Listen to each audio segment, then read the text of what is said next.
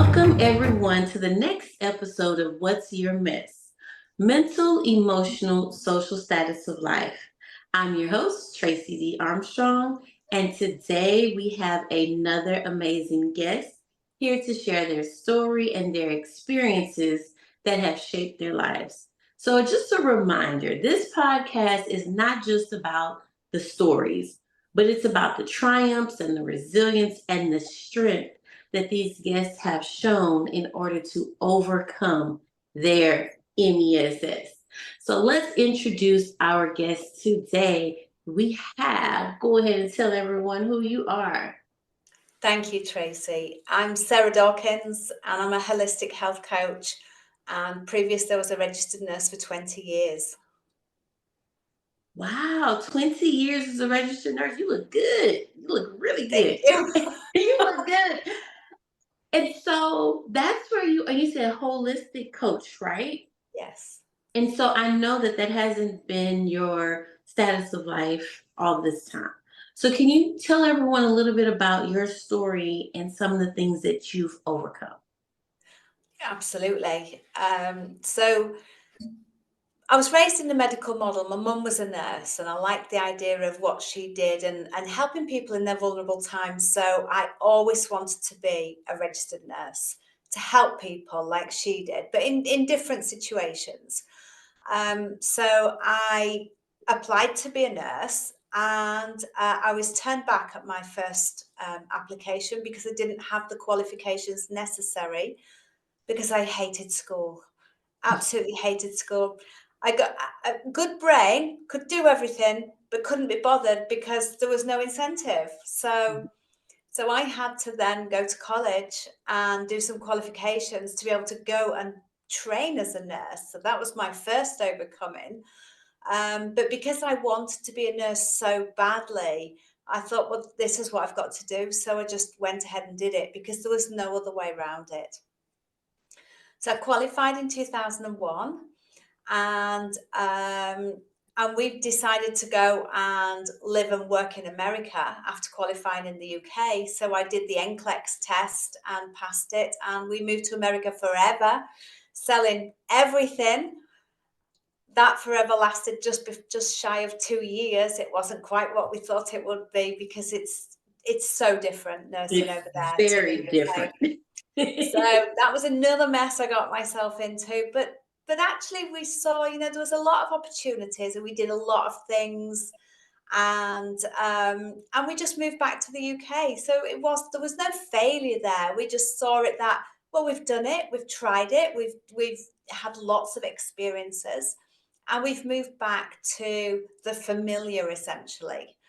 Um, but whilst I was out in America, one of my colleagues questioned something I was doing with pharmaceuticals at home. And I'm like, why would she question me? She's a nurse. We treat with pharmaceuticals. It's what we do. It's our role.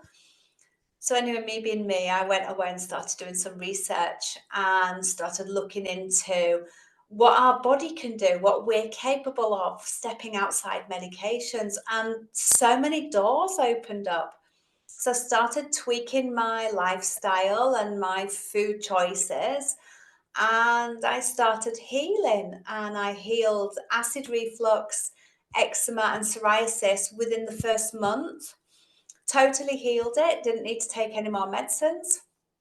And I kept on this healing journey and went on to heal chronic pain and candida. But I was still a nurse, and I was having this conflict now that I'm at work, following doctor's orders, giving out this medication. And at home, I am just not touching the medication at all. I'm just going, how can I heal myself? What else can I do? And I ended up in 2010 to 13 spiraling into a deep, dark depression. And I became suicidal. And I just, when you're depressed, your frontal lobe shuts down, and it's difficult to think logically and rationally because you're so shut down. And so the doctor wanted to medicate me, obviously, but I didn't want that because I knew deep inside me that I could heal. But because I couldn't think properly, logically and rationally, I didn't know what I was going to do.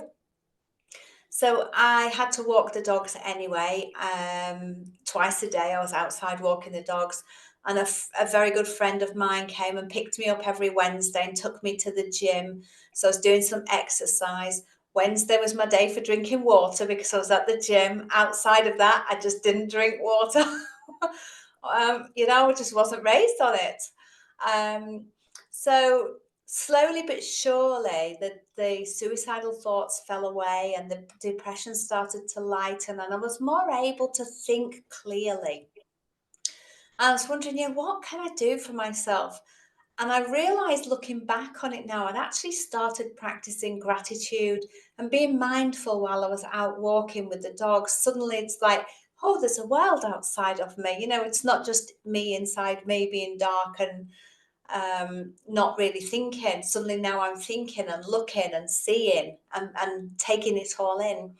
So I started doing a bit of meditation, and then started looking towards my future because, for those 3 years, I was like in myself, there is only now, and it's just this horrible voice nagging at me. Um, so started looking towards what can I do? And at first, initially, it was like, can I find peace within me? Can I have peace tomorrow? And then starting moving towards the future. What do I want to do? And my husband said, why don't you set a business up? Never set a business up, had no idea what that involved. So I went to classes to learn how to set a business up and be an entrepreneur. So I set my first business up, but I was still a nurse. But now I wasn't giving medications. I was doing some medical legal work. I was doing some DNA testing, and I was doing some mandatory updates for healthcare staff because they've got to do updates every year in a massive array of subjects. And I liked that job. It was different, and I had my fingers in lots of pies, and I won awards as an entrepreneur, but I was still a nurse. So, whilst it felt better, I'm still having that conflict within me. And because I'd healed the depression now, and whilst I was depressed, I also developed an underactive thyroid and I burned out my adrenal glands with the stress of all that depression. I was actually starting to heal all that slowly, slowly. So I started writing a book about what I'd done to heal to try and help other people. And then I thought, well, maybe I could do this. Maybe I could step outside of nursing and become a coach. So I trained to be a coach to help other people to heal themselves like I'd healed themselves. So I'd radically flicked my belief system 180 from when I'm sick, I need medication and a doctor, to now when I'm sick, I look at what my sickness is trying to tell me, what my symptoms are saying, what is the message behind the symptoms, and what can I do to support myself in my own healing. And a year into being a coach, no, sorry, 2 years into being a coach, I actually managed to surrender my nursing license and give that up. And I thought I was going to be a nurse forever, literally, sort of never retire, just work forever, because that's all I ever wanted to be. So now I think I had to go through that depression to be able to work out how to heal myself further and fully, and to be able to change my life path. So it's about, now I look back at it and I look back with gratitude, because if I hadn't have gone through that, I probably would have stayed in the same job and been deeply unhappy because it wasn't really nourishing my soul. So now I'm grateful that I went through that. Although it was awful, I wouldn't wish it on anybody. But a lot of people out there know what depression feels like, and it's truly horrible. But now I've done that and I've come out the other side, and I see it as a nudge from the universe, if you like, that actually I needed to be on a different life path. I needed the skills and knowledge I gained from doing the nursing. I needed to go to America to meet that lady to change my beliefs about natural healing. I needed to go through the depression to change my life path. So they're all messages. There's messages in everything if we only stop and look. Yes, that if you only stop and look. And you just touched on a lot of different situations that I know the audience may be going through. Um, I want to go back and talk about a couple of them Sure. because because one thing I noticed that you said, as far as being the nurse, and like you had the conflict because you realized that, okay, I'm a nurse, this is what I've been doing, I'm giving out medicine, even though I know that there's Yeah, another way, there's a different way, and I can't even imagine the conflict, mentally. Because I'm thinking about, I'm going back to the mental aspect of that yeah. right there. Mentally, that had to have been challenging. Could you talk a little bit about how the conflict of being a nurse and knowing there's a different way? How did that affect you? Massively conflicted, massively, because as a nurse, I have to uphold the standards of my registration. So as a nurse, I know I'm not allowed to talk to the service users about what I'm doing at home, and how I'm healing myself. I have to follow what the doctor tells me to do and give the medicines that the doctor gives me to give. But in my heart of hearts, I'm going, "Oh, but there's such another way." And you're not even able to say the other way. You have to professionally keep that in. And so you kind of almost said like emotionally. So I have another question. Sure. Because you say you went into the depression, but I'm wondering, was it something particular that caused you to go into the depression? Because to me, that's the emotional result Yeah. of The situations. of the conflict. So that was from the, Yes. okay. So tell us about that emotionally. How did it affect you? Because you're now in the depressed state because of the conflict. Yes. Yeah. Because I wanted to be a nurse all my life. That's why I went to school and did the training and did the nursing exams to be a nurse. That's what I always wanted to do. So now I'm healing myself outside of the medical model. So there's a massive conflict going on there. And now I'm not allowed to speak about it in work because I have to follow the doctor's orders. So I know what we can do. I know what I'm doing. I know what we're capable of, but I'm not allowed to talk about it. And the thought that now I'm thinking, is nursing really for me now? Because this was before I decided to be a coach, before the depression hit. What am I going to, how, I've always wanted to be a nurse. Now what? Because it's now causing me conflict. So it was mental and emotional, really badly. Like, it's such a battle going on in my head between, this is the job I wanted forever for life, and now I don't want to be giving people pills. I want to help themselves, to heal themselves, to tap into, find the message underneath the symptoms. And mentally and emotionally, it was a massive battle. Right. I can imagine that because ultimately you wanted to be a nurse, but ultimately you really wanted to help people. Yes, And yes, that is tough, especially when your hands are tied as far as not being able to help fully. Now, I'm going to ask you about the social aspect because with that, socially, did, well, I'm sure that socially you were affected when it came to, you're in the state of depression. Are yeah, you socializing with people? Are you pushing no, people away? Right. Talk about that for a little bit. yeah. So I went in. My personality type goes. I'm normally out there, extroverted, happy. So when I'm in a bad place, I go inwards. Whereas people who are introvert, when they get into a really bad place, they go outwards. So I went in, and my mum would ring me every day, and some days I wouldn't even pick the phone up. Um, none, do you know? No, sorry, two of all of the people I worked with in that hospital, only two people contacted me, and only once. And so that really fed into like, oh my Lord, nobody cares for me.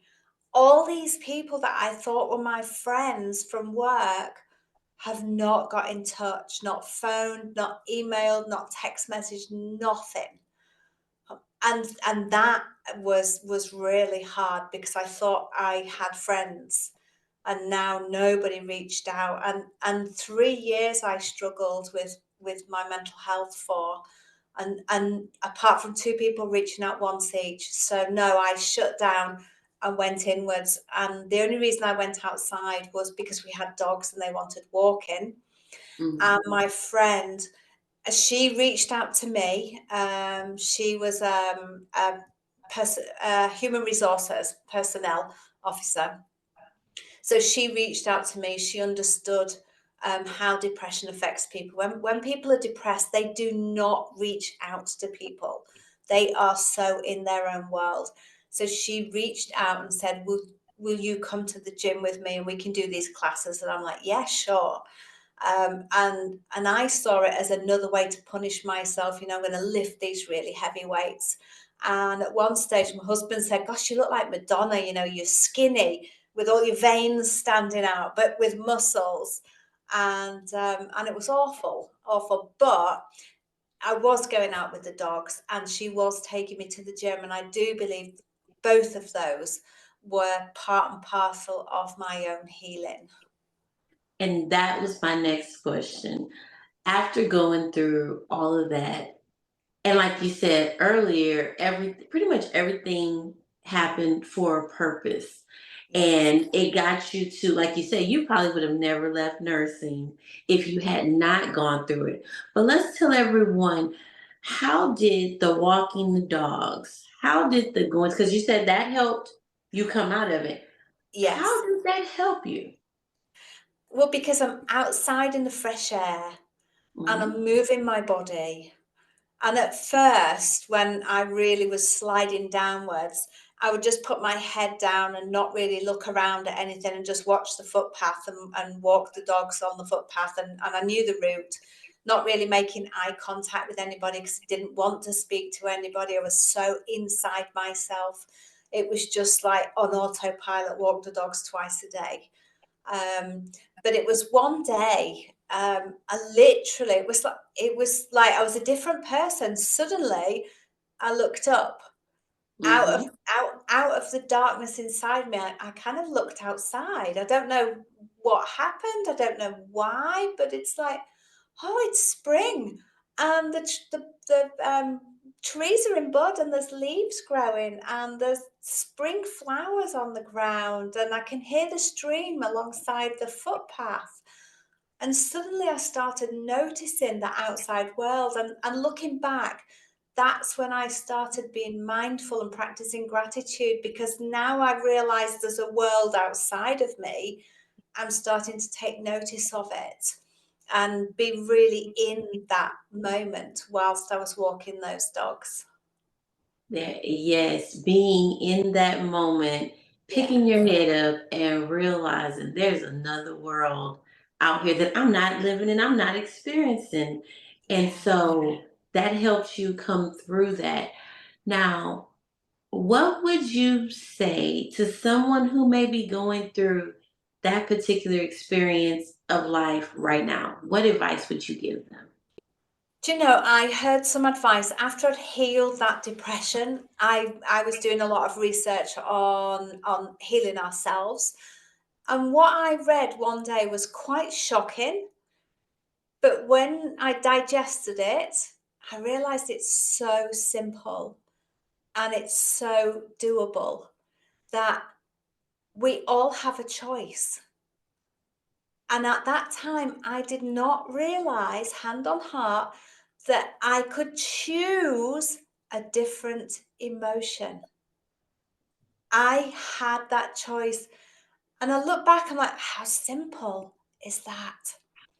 I feel depressed. My mood is low. I don't want to eat. I don't want to interact with people. This is how I'm feeling. But I could have mentally gone, I choose to be happy. I choose to see the world through laughter goggles, happy goggles, whatever you want to call them. But we always have a choice. But yet we let our feelings and our emotions drive us on autopilot. And they did that for me for nearly 3 years as I was going through what I went through. And I look back now, and if only somebody had said, you can choose to feel a different emotion. You can choose how you want to feel. Don't allow what's going on in the external or what's going on in your mind to cloud your vision. Choose the way you want to be and hold that for the day. Even if you have to sit and think of happy memories or something you enjoy, sit and hold that moment and really feel into it, and then hold that emotion for the rest of your day. And don't let anybody take that away from you, because that's yours. It's in you. And if somebody had told me that, I wouldn't have gone through 3 years of hell. And isn't that so simple? Yes, we can choose. That's good. Because if you said, oh, we can choose the emotion that we want to feel, Yes, and you choose based on what you want, not necessarily how you feel. yes. That's really good. Now, I do want to ask you this. I want to ask if someone wants to connect with you, because, like you say, you have all this knowledge and all this information, especially about how to heal yourself without all the medicine. I know I'm really interested in this.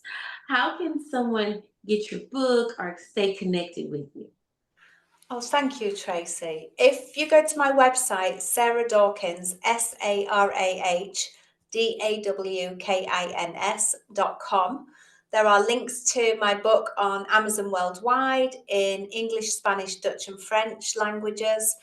There's links to my podcast, Heal Yourself with Sarah Dawkins. There's links to my course, Heal Yourself at Home.